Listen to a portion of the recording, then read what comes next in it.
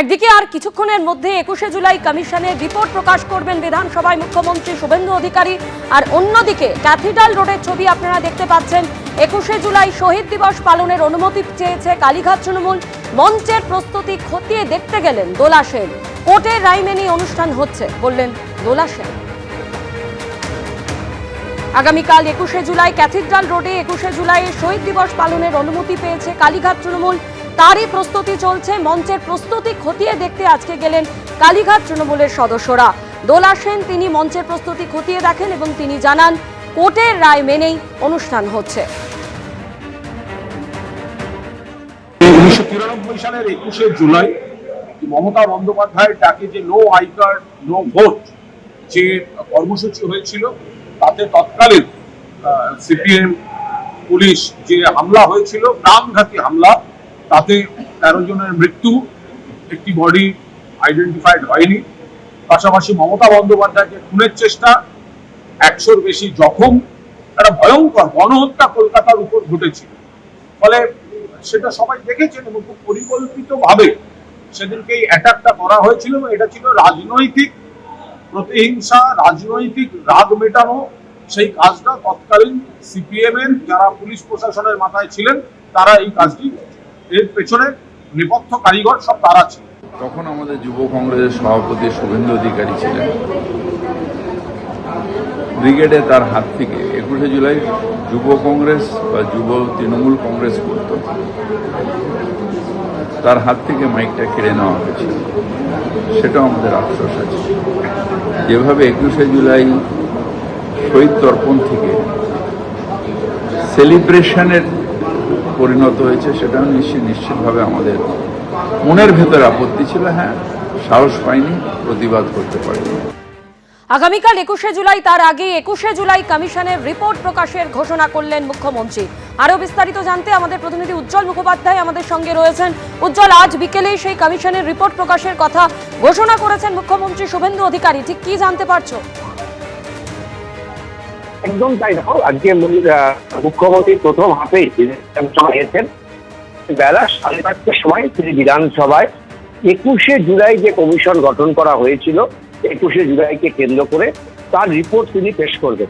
আমরা জানি যে 2011 সালে মমতা বন্দ্যোপাধ্যায় তিনি ক্ষমতায় আসার পর প্রথম মন্ত্রিসভার বৈঠকে 21শে জুলাই কমিশন তিনি গঠন করেছিলেন এবং প্রাক্তন বিচারপতিকে দিয়ে এই যে কমিশন, তারা প্রায় 3 বছর ধরে বিভিন্ন মানুষের সঙ্গে কথা বলেন, অনেকের কাছ থেকে মতামত নেন। এমনকি প্রাক্তন মুখ্যমন্ত্রী বুদ্ধদেব ভট্টাচার্যকেও কিন্তু একাধিকবার কমিশন ডেকে পাঠিয়েছিল এবং এই গোটা ঘটনা নিয়ে তাদের মতামত জানিয়েছিলেন।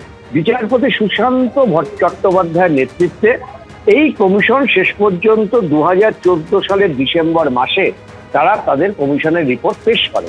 কিন্তু 2014 ডিসেম্বরে কমিশন রিপোর্ট পেশ করলেও এখনো পর্যন্ত কিন্তু তৃণমূলের সরকার সেই কমিশনের রিপোর্ট তারা প্রকাশ্যে আনেনি।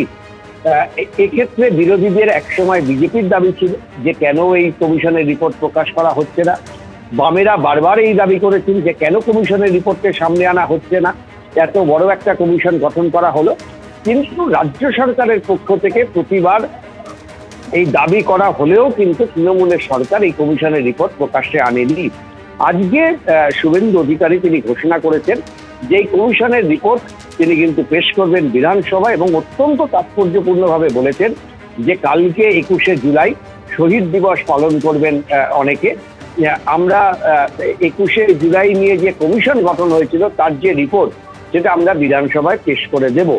এই রিপোর্ট এখনো পর্যন্ত যতটা জানা যায় যে প্রায় 700 পাতার এই বিস্তারিত রিপোর্ট এবং সেই রিপোর্টে যেগুলো উল্লেখ করা হয়েছিল বলে খবর, যেহেতু এটা আনুষ্ঠানিকভাবে পেশ করা হয়নি, প্রাক্তন বিচারপতি তিনি সাংবাদিক সম্মেলন করে যতটুকু জানিয়েছিলেন বা যতটুকু জানা যায় তাতে কিন্তু কতগুলি অবজারভেশনের কথা তিনি বলেছিলেন।